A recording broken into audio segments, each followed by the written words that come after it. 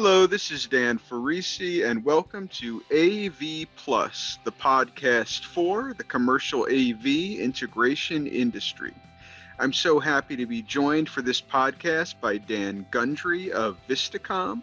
We're going to be talking about issues related to the Great Resignation and also the challenges the commercial AV industry has had for many years with recruitment and retention and ensuring that people want to be part of commercial AV as a career path from their earliest career exploration days.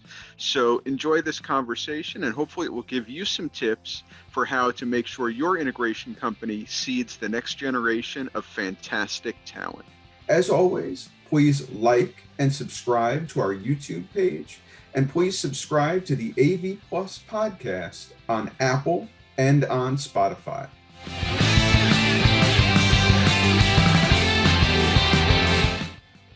So happy to be joined today by Dan Gundry, Managing Director, Control Room Solutions with Vistacom. Thanks so much for taking time to be on the pod, Dan. Thanks for the invitation, Dan. It's great to be here. So a lot of people are talking about the employment situation in commercial AV right now, and most of the time we hear it from the employee perspective or the candidate perspective. But I'd also like to explore a little bit about these changes from the employer or the potential employer perspective. Obviously, there are a lot of factors at play right now that are somewhat unique. Not only in our industry, but also in the macro economy, thinking about, COVID and the Great Recession and all that. Before we zoom in on those factors, can you give some of the big picture view of our industry struggle with recruiting? How long has recruitment been a problem in the commercial AV industry, and why has it been such a problem? It's a really good question. I think for those of us that have been around the industry for a while, and I've been in it 19 short years, we would probably say it's been there as long as we've been there. It's a very niche industry. It's a very small segment of, the overall marketplace. Whether we're a subset of facilities or IT or some other type of niche type area, we are a small part.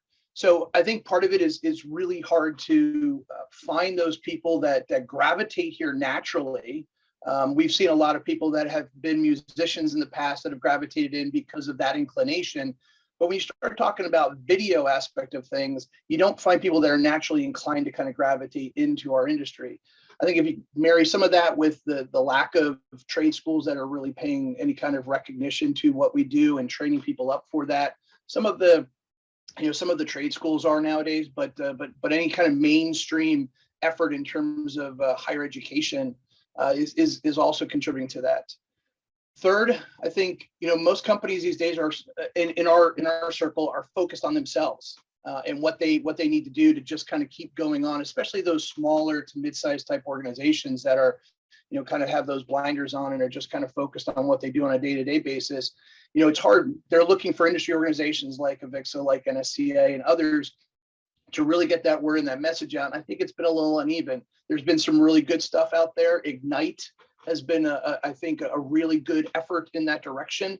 And I think we can continue to do a little bit more in that field. But I think if you basically go back to take in, there's not a natural inclination. People growing up with computers, right? If I'm a high school student, I gravitate towards computers and coding and things like that. I'm thinking IT disciplines, not necessarily AV as a subset of that, even though IT is so critical to what we do these days. If you're in audio and music and what have you, and you're looking for something, maybe you're going to gravitate into portions of what we do, right? Live events, rental and staging, and then we see a lot of those kind of start coming into the installation side of the house. But you don't see a lot of natural inclination out there for people on the video side. There's no high school clubs for residential or home theater, really. So I think those are really where you start getting into. If you look at that lack of foundation and then kind of gravitate it through, then the schools are not necessarily doing their job to promote what we do. And I'm putting some blame on them, I guess. I don't know if that's right or wrong, but nonetheless, they're not necessarily focused on us. And then we as a business, I think, can be doing a much better job because we're so focused on our day-to-day, it's not what we're doing. And then the other piece of it then is the industry associations. Those are really the four things I think we haven't been doing a great job of and that we can always be doing a better job of. Absolutely, and I agree with you. It's certainly a multifaceted problem. I came into this industry from a journalism background, and I eventually learned AV. But if I was super interested in AV and I was looking for like whether it's an AV integrator or career track or something like that, I don't even know what curriculum necessarily I would go to. Would it be engineering curriculum? Is there something discrete to AV? And then, of course, as you say, a lot of integrators and businesses, consultants are looking project to project. They're trying to make sure their business stays afloat and remains profitable. They don't necessarily have the time, the resources, or the inclination to try to seed the next generation.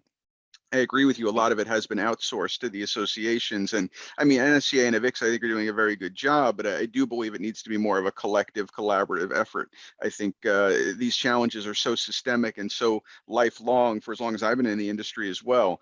It just seems like more attention needs to be paid. Yeah, and right now we're looking into the IT trades. That's realistically where we're farming out, because we see that being the biggest pool of talent out there. You're not going to find video techs, or you're going to be stealing somebody else's video tech. And if you're doing that, you're buying bad habits potentially. You don't know what you're getting. Plus, you're probably overpaying. Right now, we're seeing a war out there between techs and stuff like that. People just overpaying for techs right now. So, no, it's a problem. I think it's been a problem. It's been a problem long before pandemic. Pandemic has hyper focused some of the aspects of that, as I just mentioned. But it's not something I see solved in the near future either. I haven't seen a magic wand that anybody has out there. But I do think that each of those 4 different areas are areas where we can attack and improve. Absolutely. So let's talk about some of those more specific factors too right now in the pandemic and whatnot. The unemployment rate has gone down quite a bit. It's quite low at the moment. Labor force participation, meanwhile, is recovering, but it is not fully recovered to pre-pandemic levels. So we're still finding ourselves in a situation where there are a whole bunch more job openings than people actively looking as part of the labor force to fill those positions. If you are an integrator or an AV business trying to hire someone, how do you square that circle? How do you make people want to work for you? Yeah, the easy answer is it starts at culture. And we've just had very recent conversations around this in terms of our Twitter community. But culture is real. It does start there. If you take care of your employees, the best way that you're going to get other employees is through that mouth-to-mouth referrals, right? Finding other people because they all talk to each other. So we focus on that. I think that's an easy area that integrators can improve on. Does not take any kind of capital for an owner or a business leader to get up from their desk and walk down the hallway and say thank you and good morning and hello. So I think those are some of the easy steps in the culture, paradigm. I think recognition of existing employees and wrapping your arms around your existing employees, whatever that means to you as a business and to your employees, what's important to them, I think is a critical first step in that. Right. Because other individuals will see that. They'll walk in and they'll know whether there's a toxic work environment or there's tension, because you'll feel it when you walk into those environments. Either people will be focused on their screens and it'll be really quiet, or you'll just kind of sense or maybe even hear the hostility that's in the air, depending on where you are. So I think some of those things are the easy building blocks. Take care of your own house, put that in order. And then I think people will start to see it. But then when you start to say, okay, great, I've done that, or I do a pretty good job of that, how do I find other people? That's hard. We've tried going the route of get them green and train them up. And there's an aspect to that works. You can't do that in mass. And you can't be spending all of that time to do those things. So then you start looking at different places. Do I go, and we talked about the concept right now of going out there and attacking, and we're stealing a competitor's best people, and we're seeing that in the marketplace. Is that a sustainable effort that you can do behind that cherry picking of 1 or 2 key people to fill some holes? I think this is the sustainability of that is going to be hard, because we can't keep, and I'm going to use the term, and it may be a little controversial from an employee perspective, but we can't keep overpaying for people as employers. Right. We obviously need to pay what the market will bear in order to bring those people on board, but it's not sustainable, because, we need to increase costs if we need to do that. And that brings a whole other element of the cycle into it. So I don't think there's one easy answer. I do think that in the way you recruit, the language that you use, the perks that you put around it, and the more perks you can put around it that don't have hard costs attached to them, and that dials us back into culture, I think it becomes really critical. I'll give you one quick example that we did, and I don't know if it's rocket science or if it's just a norm that's out there, but we have technicians that are traveling basically every day of a 5-day work week, and maybe they get a couple of days of downtime in the course of a month. That's just the workload that they have right now. We bought them all American Admirals Club memberships so that their time in airports, are at least a little bit easier. It's a $500 a year perk. That's an expense. You can write that off, right? It's not a long-term thing that you're paying to somebody that you got to increase year after year through COLA or raises or whatever. So it's not a raise, but it's a nice little perk. And guess what? It goes a long way. Thank you. Now, when I'm in an airport for a couple of hours, I don't have to sit out there with, the masses and hear the craziness of what's going on. I can have a little bit of comfort, a little bit of peace of mind. So little things do go a long way. Absolutely. And I think you made an interesting point about potentially, quote unquote, overpaying for people. The fact that wages are definitely going up, as is cost of living. I think simple cost of living adjustment for the past year with so much inflation was probably around 6% or 6.5%, something like that. And given the difficulty sometimes of the integration business model type margins on projects, not a whole lot of margin on hardware and stuff like that, it can be difficult, I would imagine, organization wide to sustain a 6 or 6.5% COLA on a regular basis at the same time that people are expecting top dollar to be brought on. Yeah, especially when we've had years before that of hitting 1.5, 2 points of COLA, whereas now it's for last year it was 5.9. So you're pretty much right on there, Dan. And we're struggling with that. I know other people are struggling with that too, because really there's not a whole lot of room in there for annual merit increases when your cost of living adjustment is 6%. Yeah. So that does bring in another facet to all of this. Eventually, something's going to give. What gives? Is it the employee basically saying, I'm worth more, so I'm going to start looking somewhere else? Is it that we need to absorb extra costs and therefore lower the bottom line that we already know integrators don't have much of a bottom line? It is razor thin as it is right now. Or do we need to pass those costs along to clients? And with all the other costs that we're passing along to clients right now in the way of supply chain and product increases, is this another cost that they can bear? So those are what keeps business owners up at night. I guarantee you. Absolutely.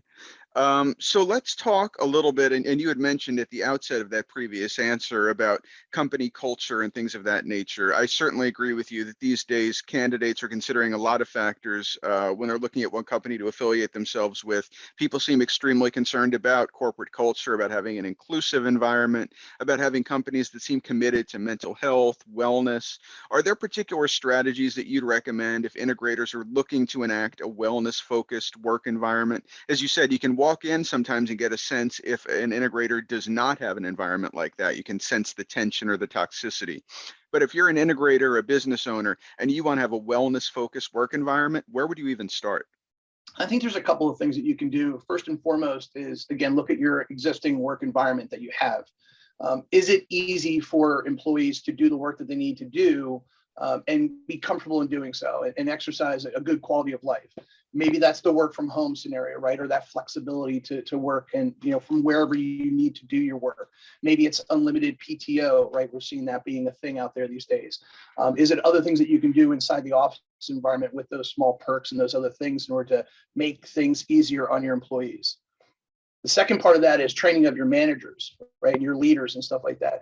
How are they in terms of being receptive to an employee coming in and just looking distraught or depressed or under the gun and stressed, right? And how good are they? Do they have the training that they need in order to be able to listen and then absorb and respond? Do you have their back when it comes to decisions that they need to make on the spot in order to take care of that employee who is right there in front of them and doesn't have the time to go through an HR spin in order to get something maybe resolved for them? So I think those are two things that you can do.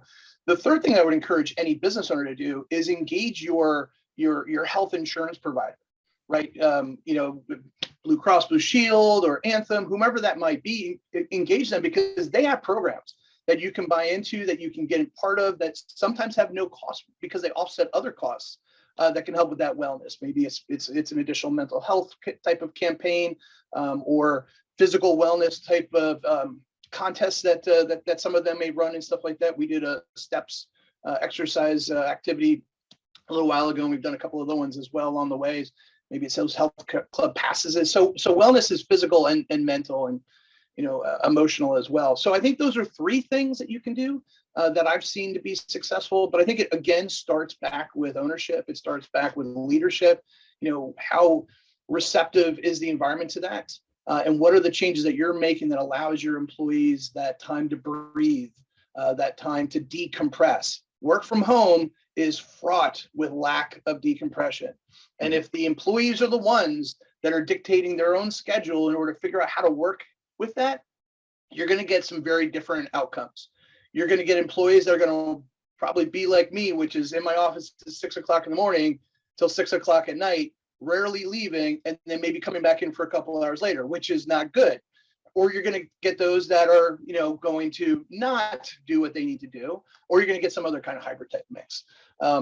Maybe the working environment at home is not the right conditions, right? Because they're working at their kitchen or they're working at their basement. They don't have necessarily the right kind of landscape to do that work. And there's all kinds of different things that go into that I think owners and their management team can be doing in order to address that. That's where it starts. I think intuitively, most of us would probably assume that a prospective employee would want to work in the most innovative possible environment, companies that are really treading new ground, breaking barriers. Is that what you see, that people most, and at least in aggregate, want to work in the most innovative possible environment? I would agree with you, Dan. I would definitely think, especially in a technology field like ours, that is indeed something that people are thirsty for, hungry for. They want to contribute. They want to be as part of an innovative company, and they want to put their stamp on that. But counterintuitively, I was reading an MIT report this past weekend that was talking about one of the top 5 reasons over the last 18 months why people are leaving companies is because of high levels of innovation. So again, counterintuitive to maybe what we thought, which is, or at least what I thought, which is they're leaving because it's too much stress, it's too much change, it's too much innovation, high levels of innovation, not just innovation in and of itself. So I thought that was very interesting, because we as a marketplace, we as a community talk about change, we talk about being innovative, we talk about being disruptive, whereas one of the top 5 reasons given through all that data that MIT was able to sparse as part of that report, what for people leaving their companies was high levels of innovation because of the stress, because of that mental health capacity in order to basically ebb and flow as they needed to. But once the pandemic goes away, once the last vestiges of this very strange few years have finally dissipated, do you think we're going to return to a more normal situation, where it's the employer in the driver's seat again and the employee who's trying to kind of prove themselves to the employer? Or do you feel like this power dynamic shift, where it's almost as though the potential employee is interviewing the employer and finding out if it's a good fit for them? Do you think that that's going to be an enduring thing, even when this kind of weirdness of the pandemic finally goes away? Yeah, I think that's a really, really good question, Dan, because that's really what should be on the foremost of business leaders' minds when they start looking at their 3 and 5 year type forecasts. I've been kind of settling on the phrase the Great Reset. I just recently saw somebody calling it the Great Renegotiation. And when you look at it through those lenses versus just simply Great Resignation kind of is this final fatal kind of moment in time. Whereas reset really kind of, I think, gives you that shifting of balance, right? And I think that, to answer your question, is what's going to happen. I think we've learned lessons here as employees, and hopefully then soon in kind as employers, in order to figure out a more happy balance to those things. No, it's not going away. I think maybe the economic conditions that affect it or amplify it one way or another, I think those may change. Those may settle down, and so we're not going to see the dramatic swings that we see and stuff like that. But I think the core message here of employees asking themselves what they want, looking at things through a different lens, I think those are here to stay. I think employees now sensing their own worth may or may not be the right way to say that, but I think they're really going to be looking at what they want out of a business in a different light. whether that's, work environment, whether that's the leadership they work for, whether that's the business mission, whether that's, pay scale and compensation. I think they're going to continue to look at it through that lens. And I think it's here to stay. So obviously there are a lot of cross currents, positive and negative, going on in the industry right now. We do have associations doing some great work to try to recruit and retain talent, but there are still those systemic issues where, for example, employees are being very choosy, or prospective employees are being very choosy about whom they want to work for. The power is really in their hands, and we still don't have a whole lot of built out curriculum and kind of a path to draw people into the industry. Do you feel optimistic about the long-term future of our industry over the next 3, 5, 10 years, or are you kind of cautious in thinking this is going to be a long-term challenge to continue to retain, recruit, and build up talent in our industry? Yeah, I think so. First of all, our industry does continue to grow. We continue to be more and more vital to the culture or the world that's out there in front of us, from all the different aspects of AV. So I don't think our portion of the world is getting any smaller or even maintaining. So as we grow, just naturally, we're going to need more people. And if we don't have those problems solved today, and we're not even on the right track in order to kind of solve those problems, it's going to continue to exacerbate. Do I think we can get better? Yes. Am I hopeful that we will do what we need to do to support the industry, our clients, and take care of our employees? Yes, I'm an optimistic person, I think, for the most part. But no, I think these problems are here. I think they're real. I think they're systemic to a certain extent. And I don't see them going away, but I do think that there's things that we as individual employers, as well as a bigger association, a bigger AV community, can do to improve those. Well, thank you so much, Dan, for being on the AV Plus podcast. I really appreciate your insights on these incredibly important issues. Obviously, business issues are about the long-term sustainability and strength of our industry. It's not just about projects. It's not just about the next application. It's about having a strong, robust business that is future positioned and future minded and able to attract the best talent and recruit and retain the best talent. So thank you for taking time to talk about those issues. I think they're undercovered, and I think we want to try to amplify this topic as much as possible. My absolute pleasure, Dan. Thank you for inviting me on. So happy to have been joined once again by Dan Gundry, who is Managing Director, Control Room Solutions with Vistacom. And check back next week with the AV Plus podcast for more great content. Thank you.